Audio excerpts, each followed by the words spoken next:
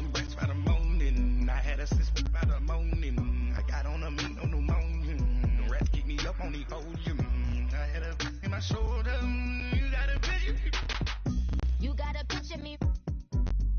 Send me calling. Ready for war like Korea. Headlining shows out in Poland. You should be cleaning my mansion. My presence disgusting. Why don't you act like a Hoffman and go get to Dustin? Yeah, latex on my. Go clean my crown. Hey everybody, it's the coach. Welcome to the special Saturday edition of the NFL on EA Sports. Straight ahead, Blake Bortles and the reigning AFC South champion Jacksonville Jaguars. They face off with Ryan Tannehill and the Miami Dolphins. With that, let's get down to Hard Rock Stadium in Miami. Standing by for the call, here are Brandon Godden and Charles Davis. Thank you, Coach. From beautiful South Florida, there's a look at Hard Rock Stadium in Miami. The excitement brewing here in South Florida. As a moment ago, the Dolphins starters were introduced to this home crowd. They're fired up as well as they get set to match up with the Jacksonville Jaguars. Brandon Gaudin and Charles Davis, thrilled to be with you from the broadcast booth. And partner, before we get this thing started, what are you going to be watching? Who gets off to a fast start? In horse racing terms, they talk about catching a flyer out of the gate. Who sets the pace and makes the other team chase?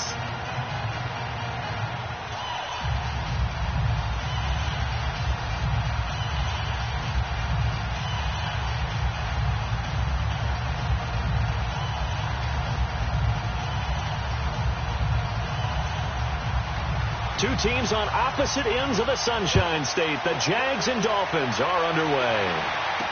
That'll be taken in the end zone. And no run back here. This will be a touchback, and it comes out to the 25-yard line. So here's the first drive now for the Jags. They'll be led out by their quarterback from Central Florida. It's Blake Bortles. And you can see why he was the number 3 pick when he came out in the NFL draft. 6'5", sturdy guy. Strong arm, led his UCF team to a big bowl victory over Baylor, and runs the ball way better than he's ever given credit for.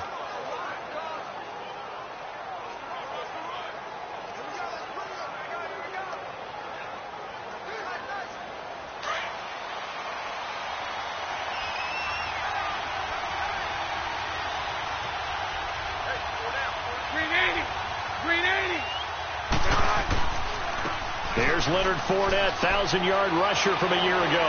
And they're able to get this one across the 35. Solid way to start the drive. 13 yards, picking up the first. That's a very nice game there. A confidence-building run. Love the execution up front. And the way he pressed the hole, absolutely perfect. That's what I do.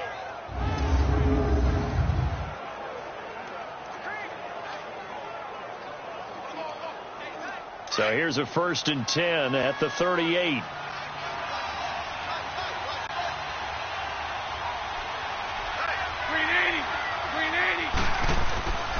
They keep it with Fournette on 1st down. And that one blown up quickly as he's going to be stopped before he could even get started. It'll wind up being a loss of 2. And that'll make it 2nd and 12. And the big fella stuffed that one up in a big way. I think doubling him has to be a priority because you can't move up to the next level if you don't take care of him first.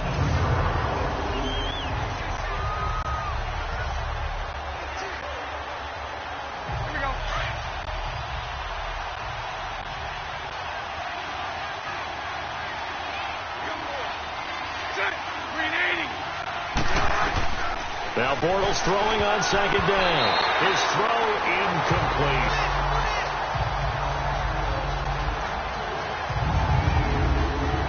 Now the offensive unit now for the Jaguars.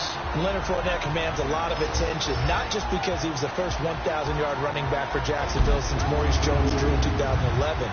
It's because of his ability to hit the hole fast, to knock people over when he's carrying the football, and to run away from people when he gets to the open field.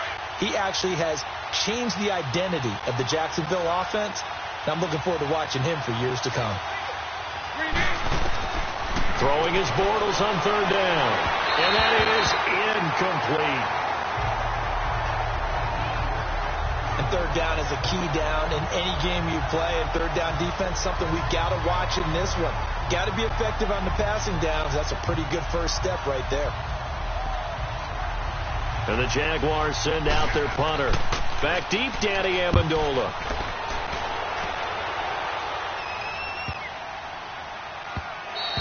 And that one hits at the 7, but bounds into the end zone, and that'll be a touchback. So here come the Dolphins now as they get set to take over on offense. They will be led out by their 7th-year quarterback from Texas A&M, Ryan Tannehill. Unfortunate for Ryan Tannehill, as the improvement was starting to develop in the NFL. 2 knee injuries in the last 2 seasons. The second one cost him all of 2017. Right now, if you watch the Dolphins, you believe as Ryan Tannehill goes, so do the Dolphins.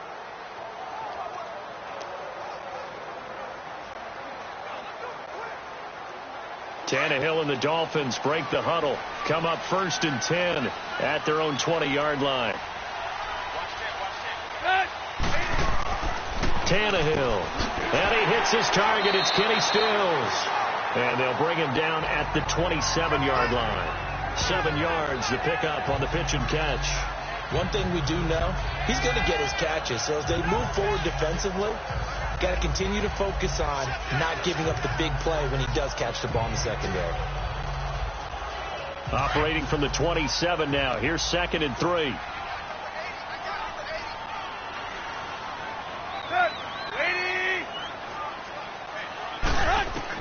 On 2nd down, here's Tannehill. And he's got Mike Gesicki, his rookie tight end. And he gets this one just shy of the 40, down at the 39.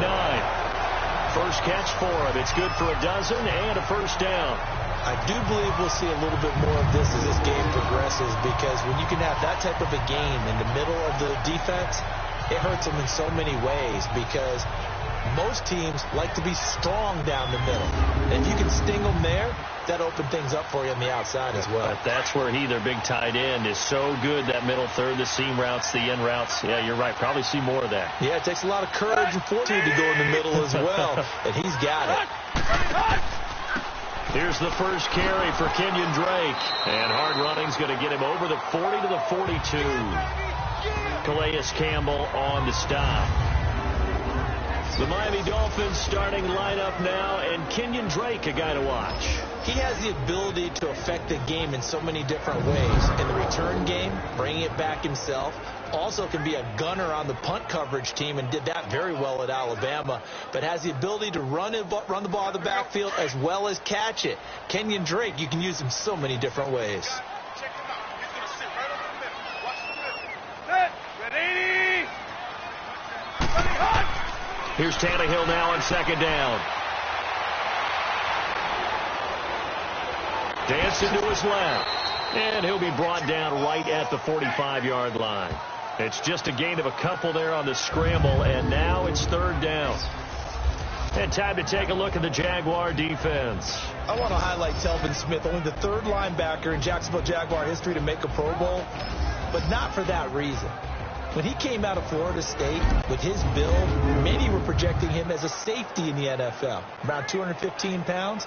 He's got a little bit bigger, but his ability to run and hit and make plays has made him one of the most valuable linebackers in the NFL.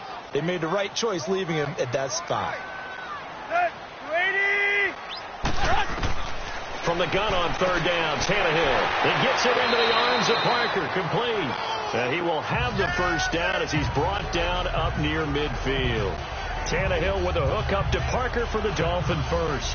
That throw's not going to get them a whole lot, but that really didn't matter, did it? They got what they needed on that throw. Picked up the first down, and I'm going cliche here, game of inches, partner. Absolutely. And you talked to me a lot about opening drives, how key those are to set the tone.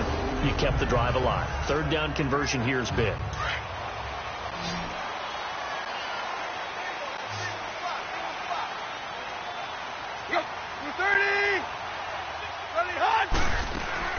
Tannehill on 1st down. He couldn't quite hold it. Got hit. Ball pops out. Incomplete. So he can't hang on, and as I watched that unfold, I remembered an expression that I've heard, maybe from you, I don't know, but you're going to get hit anyways, might as well hold on to the ball. Well, you know a coach said that, right? Yeah. Not an actual player. Not a chance at all. Way easier said than done. So after the incompletion on first, now 2nd and 10. Draw play. Tannehill gives to Drake. And he's going to be brought down inside the 45 at the 43. 2nd down, a little more productive than first. 7 yards on the gain. It gets him to 3rd and 3 now. That was a really nice run there to bring up 3rd and short. After the incompletion on 1st down, it's awfully nice to have a running back that you can hand it to and put you back in a good situation. 7th play of the drive now as they come up on a 3rd and 3.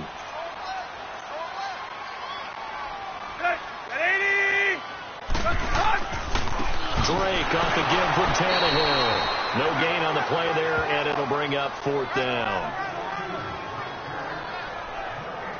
I apologize in advance, partner, but the beefeaters on the interior of this D-line, you just know they were licking their chops on 3rd and short. And yes, they were rewarded with a tasty dish, stuffing that one short of a 1st down.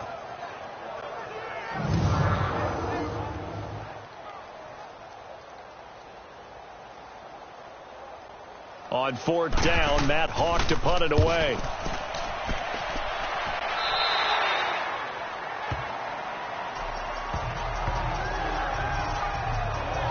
As Jacksonville readies for their next offensive snap, looking back to what they did this year, Charles, it just was a struggle. It has been a struggle all year, way below 500. And this coming off the season where they were so close to going to the Super Bowl, and everybody thought this year was going to be very similar, if not better. Yeah, they're really one controversial call away, weren't they, from last year going to the Super Bowl. So we all thought that when their win over New England early in the season, they truly had turned that corner and were going to be one of the teams to beat. But they didn't get good play from their quarterback, Blake Bortles. The defense is really up and down all year. They would give you a game where they looked like world beaters, and the next time wouldn't play well at all. Too many inconsistencies, and it's really hard to put a finger on where it all went wrong because this is a team that's too talented to have the record that they've had in 2018. And a look at the starters for the Miami defense. A player that demands our attention, demands that we spotlight him, highlight him, whatever you want to call it, is Cameron Wake, the defensive end for the Miami Dolphins, because at the age of 35, he had 10.5 sacks. The 5th time in his career he's hit double digits. All this after 2 seasons ago, coming back from an Achilles tear. Cameron Wake knows how to get it done.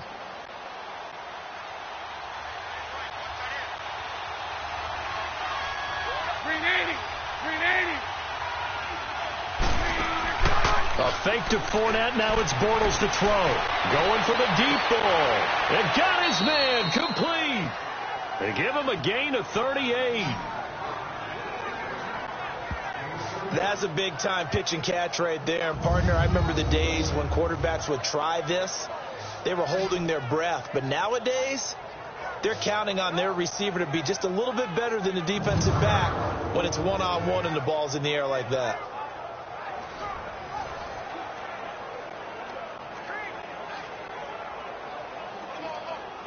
So the big play gets him across midfield now for 1st and 10.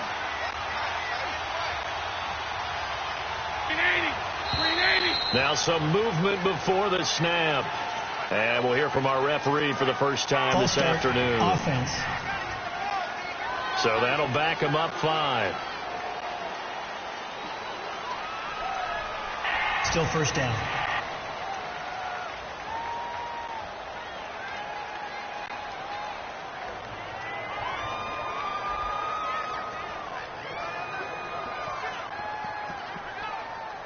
The false start backs him up 5. 1st and 15.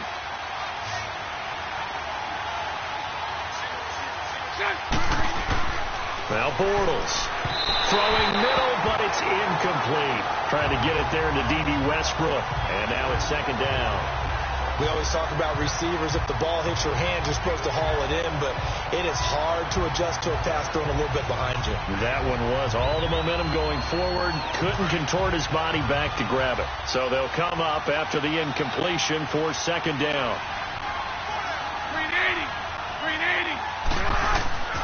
Bortles on the give to Fournette. He takes it down to the 42, a 5-yard run. And that was a good run. This was only one of 9 guys to go over 1,000 yards in 2017. And I think you can't let him run wild here. What do you think, 100 yards, the measuring stick? Always. That is the threshold. You want to keep him under that if you want to play good defense. On play action, now Bortles. And he's got Moncrief. Touchdown, Jaguars. Dante Moncrief, 42 yards. Touchdown.